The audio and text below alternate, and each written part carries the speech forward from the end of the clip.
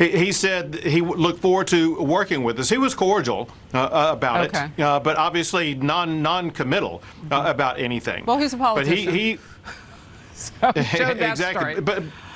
But here's the point, Harris, and that is these points that I laid out about ending catch and release, about detaining people who are coming across the border illegally, about turning back across the border people who are coming across the border illegally. All of those are things that the president and the United States already have the legal authority to do. That was Texas Governor Greg Abbott retreating to his Fox News safe space after Joe Biden arrived in Texas for his first visit to the southern border. Abbott seemed surprised Biden spoke to him at all, but he also took a moment to hand the president a letter demanding the federal government pay for Texas's out-of-control spending. To Abbott's credit, that letter wasn't even written in crayon. Will you ask for more money to be sent to Texas to handle this unprecedented 100%. Texas desperately needs more money. I know the Republicans in the U.S. House have committed to providing Texas the money that we need.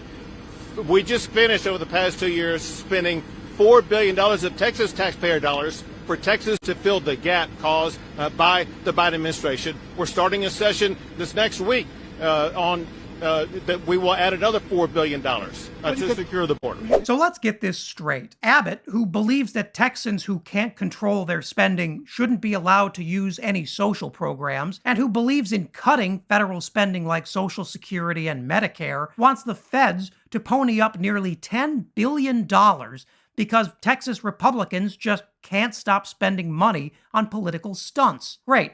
Glad you're following me. Remember, Abbott's $4 billion sinkhole to secure the border, which he called Operation Lone Star, was supposed to save the state money by doing something. He was never really clear. That obviously didn't happen, and Operation Lone Star became one of the most expensive Texas programs ever enacted, picking taxpayers' pockets while doing nothing to secure the border. Now Abbott wants the feds to make up the difference because Texas taxpayers are furious. It's just one more humiliation for Greg Abbott, who now has to beg a Democratic president to bail out his state just a year after he floated the idea of Texas seceding from the Union entirely. Here's an idea. If Texans need money, why don't they try taxing their wealthy residents? Texas is one of the few states that has no individual income tax, and it's also spiraling into a complete debt crisis.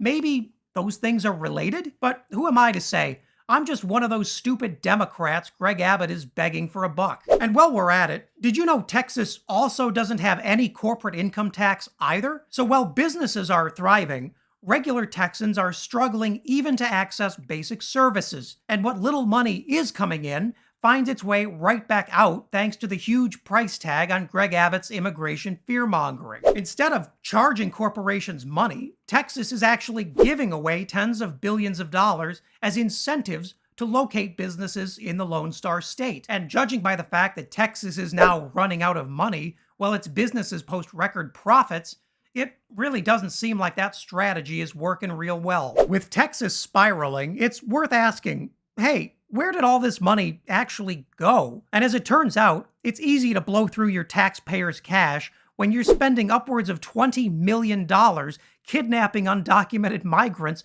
and shipping them on buses and airplanes to the Northeast. That's right. Part of what Abbott wants Joe Biden and the feds to pay for is Abbott's own criminal scheme to mass kidnap undocumented people. That's not going to happen because, as plenty of lawyers have pointed out, Abbott's kidnapping scheme is also a sweeping act of inhumanity and criminality. Because I do think a crime has been committed here. Let's start with I won't go through all of them, but kidnapping. Kidnapping is not an allegation of force. It can be done with an allegation of fraud. So clearly they were fraudulently put onto the plane, confined, dropped off in Martha's Vineyard. I think kidnapping has some strong investigatory aspects that need to be taken on that. RICO, so the Racketeering and Influence Corruption Act, that requires requires 2 predicate acts involving certain crimes. This sounds like we've got some large-scale cooperation between DeSantis and Governor Abbott.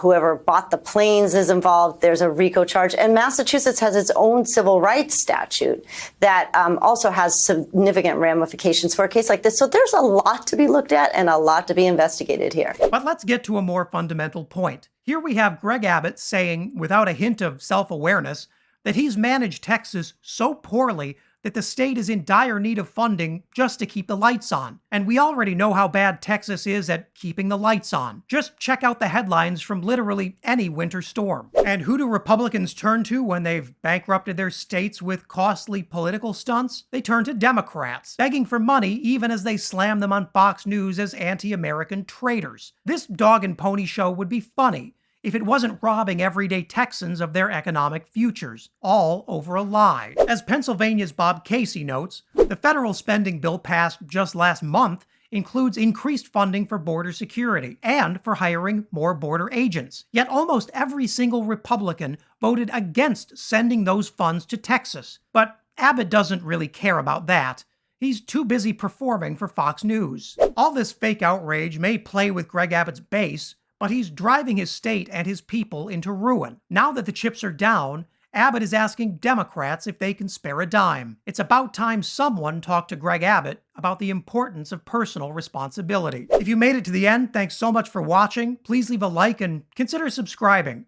And leave a comment below so you can let me know what I should cover next.